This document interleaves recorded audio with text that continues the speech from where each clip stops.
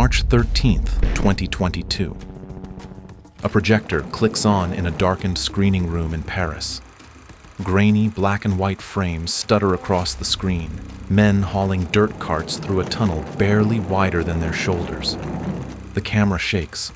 Whoever's filming is underground, inside a Nazi prisoner of war camp. This footage was shot in 1943 on a camera that should not exist. It was smuggled piece by piece through German inspections, hidden inside sausage tips mailed from France, then assembled and concealed inside a hollowed-out dictionary. Every time they opened that book's spine, they risked execution for espionage. For 60 years, almost no one outside France knew the film survived, but the camera wasn't the mission. The mission was a 270-foot tunnel below a Nazi theater stage. 132 French officers crawled through it across 2 nights, and the Germans didn't notice for 2 full days. 5,000 men planned the digging, the forged papers, the breakout, and filmed every step on contraband celluloid their captors never found. How did a disassembled camera ride through Nazi inspections inside sausage meat? And what happened when 132 men vanished into enemy territory carrying 14 reels of evidence? June 1940. France has surrendered after a 6-week blitzkrieg that shattered the Western Front faster than anyone, including the Germans, predicted. Somewhere in a flat, wind-swept clearing in northeastern Austria, 12 miles from the Czech border, barbed wire and watchtowers ring a cluster of 28 wooden huts laid out in neat rows like army barracks anywhere, except for the machine gun nests at each corner. This is Oflag XVII-A near the village of Edelbach. No gas chambers, no labor details. The Geneva Convention guarantees food, mail, and shelter. They sleep under roofs, kick footballs on a dirt pitch, and stage comedies in a courtyard theater called the Théâtre de la Verdure. But the protections that keep them alive also keep them locked in place. 5,000 French officers and several hundred Poles, stripped of weapons and rank, warehoused in a prison dressed as a tidy village where the only thing missing is the right to leave. Each hut packs roughly 220 men into tiered bunks. The days bleed together. To stave off madness, the officers organize a university in captivity, calculus, literature, engineering, philosophy, partly intellectual survival, partly a strategy to hide their specialists from German intelligence officers scanning for men to press into technical service. They print a daily camp newspaper, Le Canard en KG. They rehearse plays, form orchestras, and argue about Proust while guards patrol the perimeter every 90 seconds. None of it fills the void of impotence. Month after month, the only news from France trickles in through furtive letters and confiscated shortwave radios. The men are not starving, not beaten, not worked to death, just erased, while the war rolls on without them. And from the very first weeks, they resist the only way soldiers know how they dig. Young officers scrape tunnels beneath barracks floors with mess tin lids and stolen spoons. The Germans know exactly what to look for: hollow sounds under floorboards, fresh earth piled at foundations, disturbed soil near the wire. Lieutenant Jean-Quen Grandidier later put it bluntly: they tried digging tunnel after tunnel from the huts, but the distances to the perimeter fence were too great and the guards were too clever. They always spotted the displaced earth. By 1943, Oflag XVII-A alone had seen more than 30 tunnel attempts and over a kilometer of excavated rock and clay. Every single one failed. The cumulative failure corroded morale in a way that daily captivity alone could not. Each discovery tightened the guards' confidence and eroded the prisoners' belief that ingenuity could beat the wire. Men who had spent weeks shoveling in the dark watched their work filled with concrete and gravel. The Germans grew so accustomed to foiling escape attempts that they barely punished them anymore. Tunneling was a nuisance, not a crisis, and the guards almost seemed bored by it until the International Red Cross filed a formal complaint. Oflag XVII-A lacked air raid shelters. Allied bombers now crossed Austrian skies almost daily, and international law required protection for prisoners. The German commandant, eager to close the issue, issued shovels, picks, and wheelbarrows so the prisoners could dig shallow defensive trenches around the barracks. He did not grasp that he had just handed 5,000 captive officers the only tools they had been denied for 3 years. But alongside the digging, A second and stranger ambition took root inside the camp documentation as defiance. A clandestine cell called La Mafia maintained secret contact with the French resistance outside, and through them, a doctrine crystallized. Mere escape would be fleeting. Only proof could endure. They resolved to get a camera into the camp, no matter the risk, and film everything: daily routines, tunnel construction, the breakout itself. They would write their own history on contraband celluloid, and the record would outlast whatever happened to their bodies. To film anything, they needed a camera. And cameras were categorically forbidden in POW camps. Every incoming parcel was opened, inspected, and often dismantled. Every sausage was sliced lengthwise, every loaf of bread broken apart. But the prisoners noticed a blind spot in the inspection protocol. The guards always cut sausages from end to end, checking the center meat. They never examined the rounded tips, those 2 inches of casing at each end.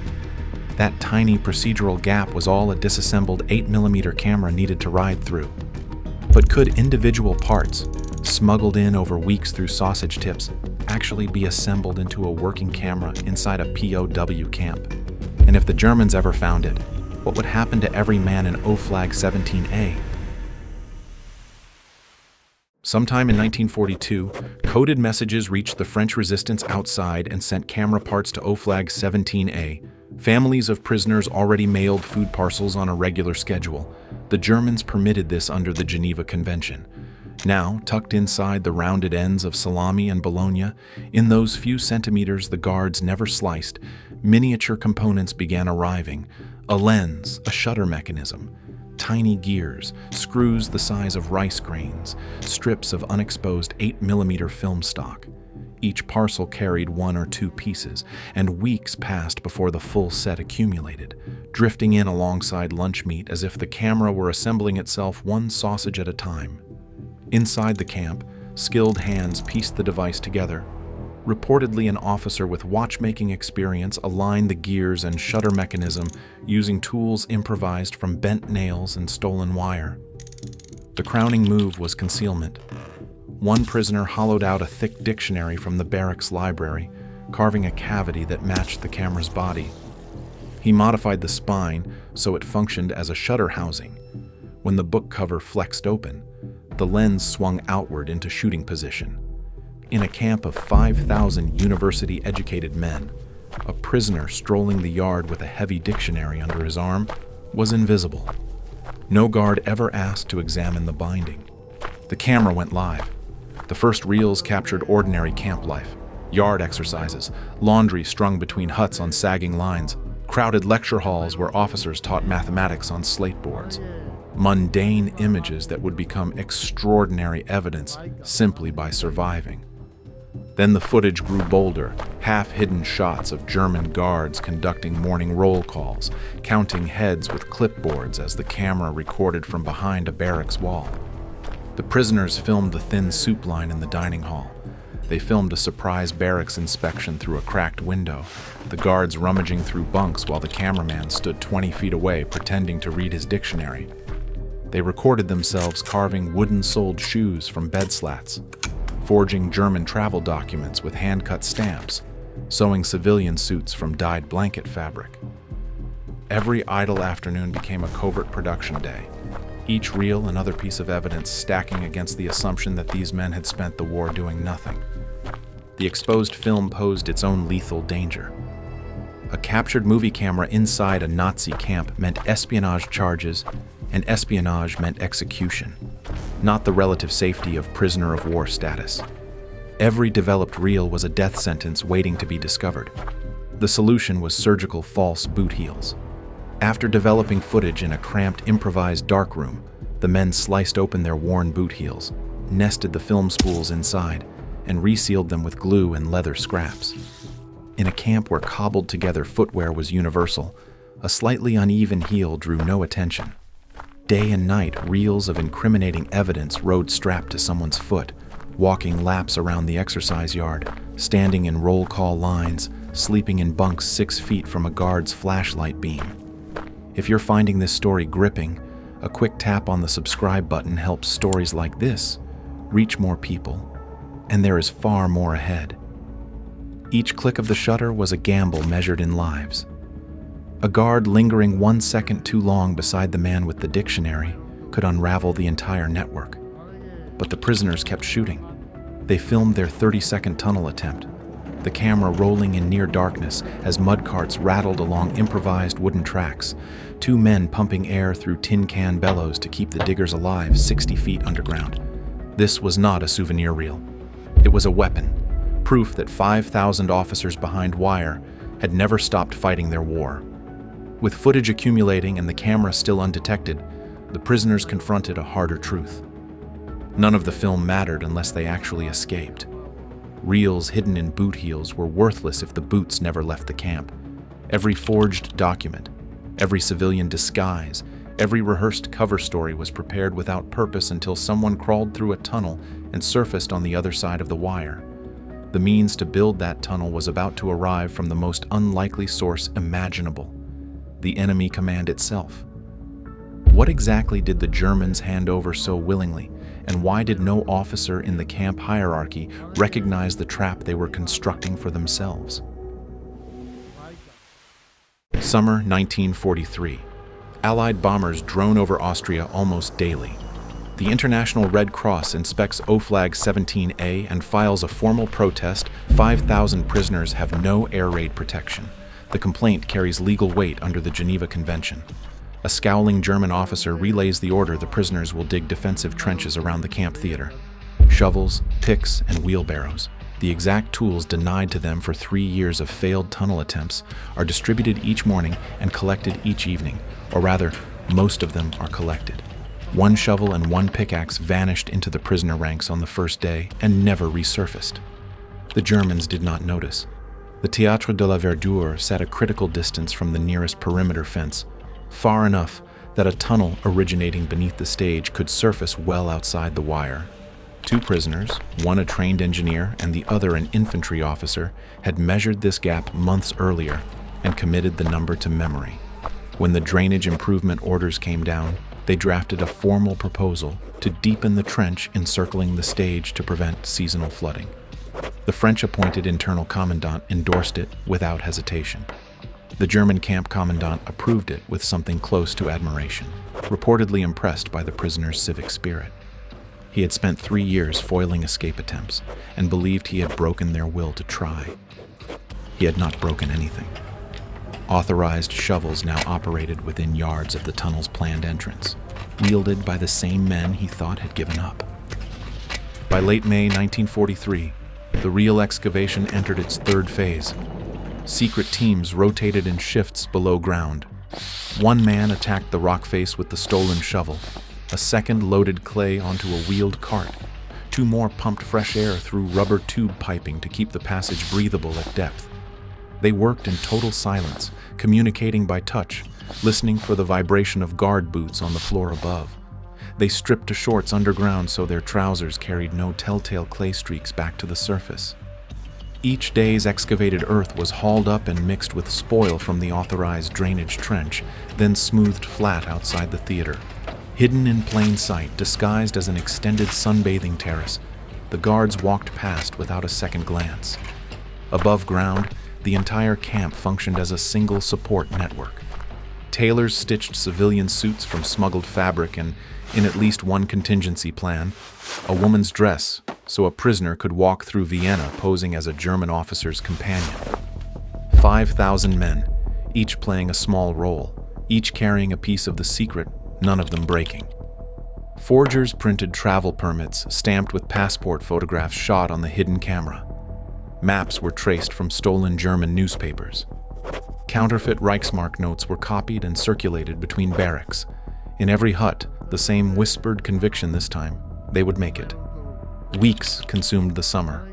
By early September 1943, a 270-foot gallery ran beneath 6 perimeter fences. The exit shaft broke through to an open field roughly 65 feet beyond the camp's outermost wire.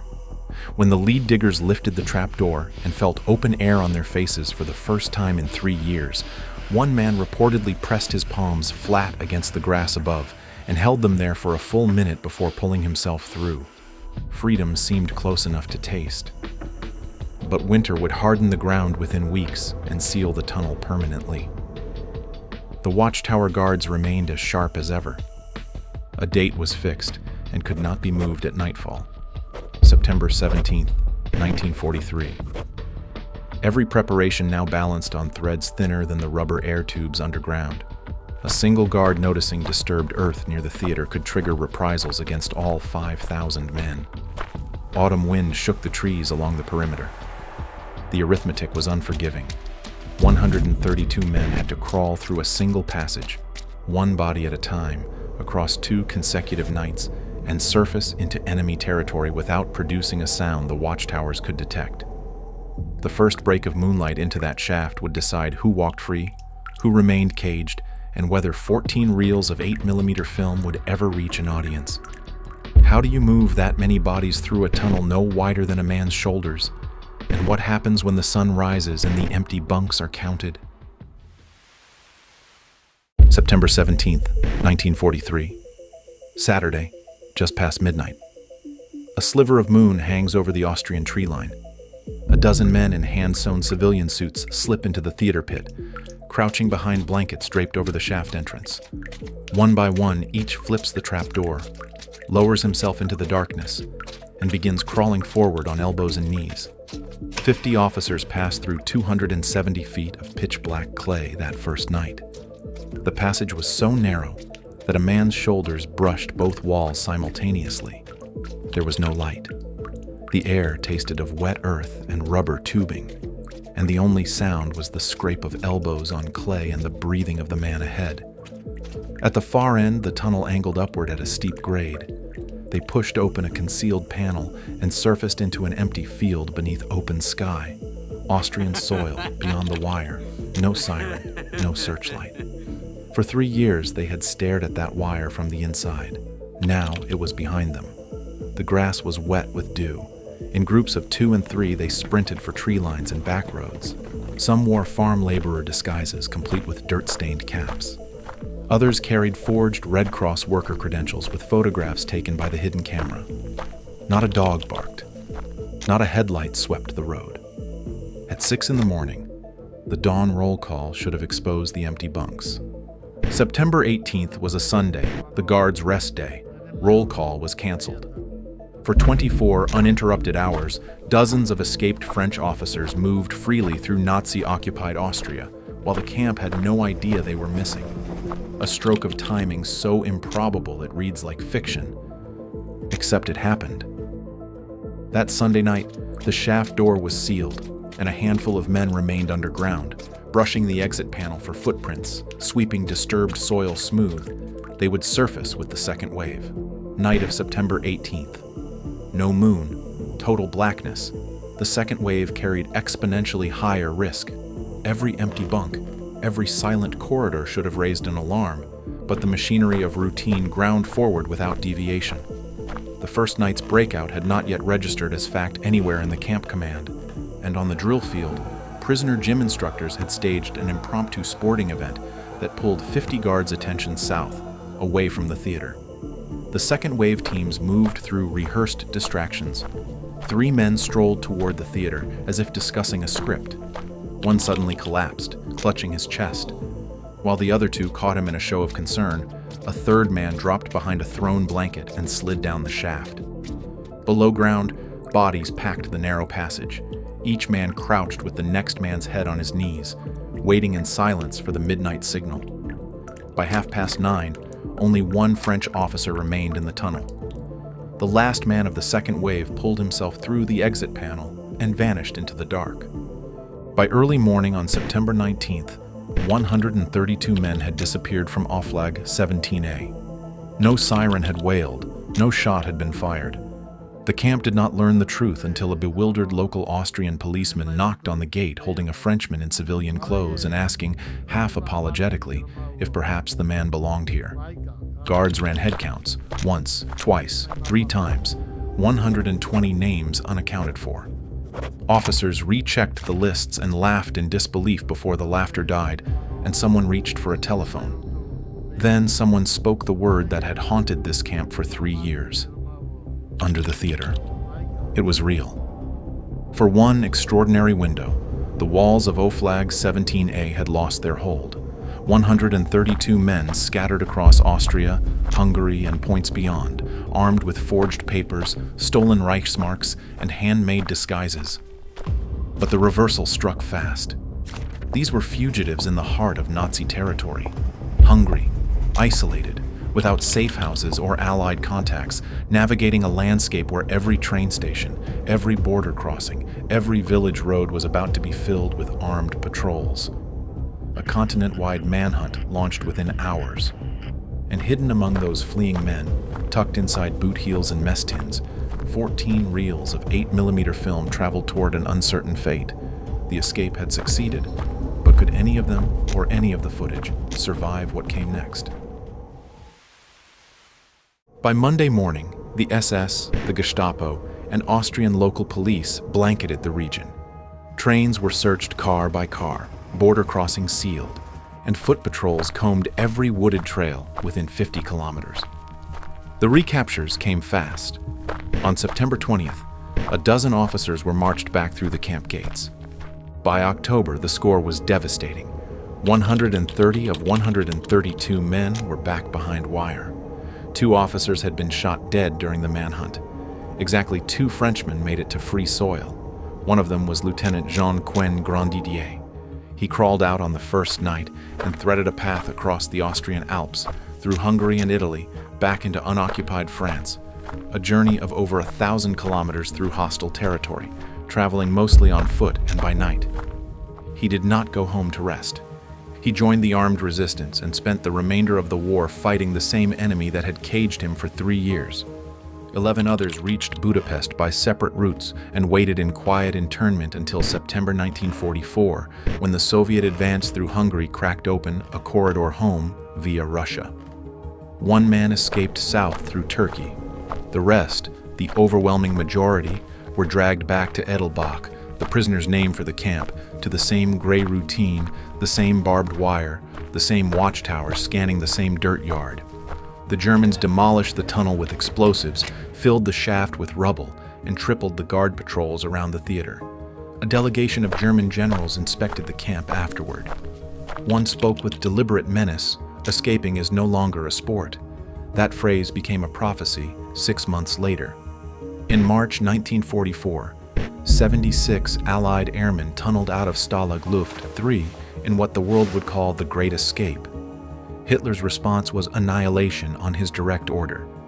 The Gestapo executed 50 of the recaptured men. The officers of Oflag XVII-A had no way of knowing it at the time, but their September 1943 breakout was the last mass POW escape of the entire war that did not end in a firing squad. Every tunnel dug after theirs led to murder. And the film? April 1945. As the Red Army advanced westward, the Germans evacuated Oflag XVII-A. Thousands of emaciated prisoners were force-marched toward Linz. Many collapsed on the road.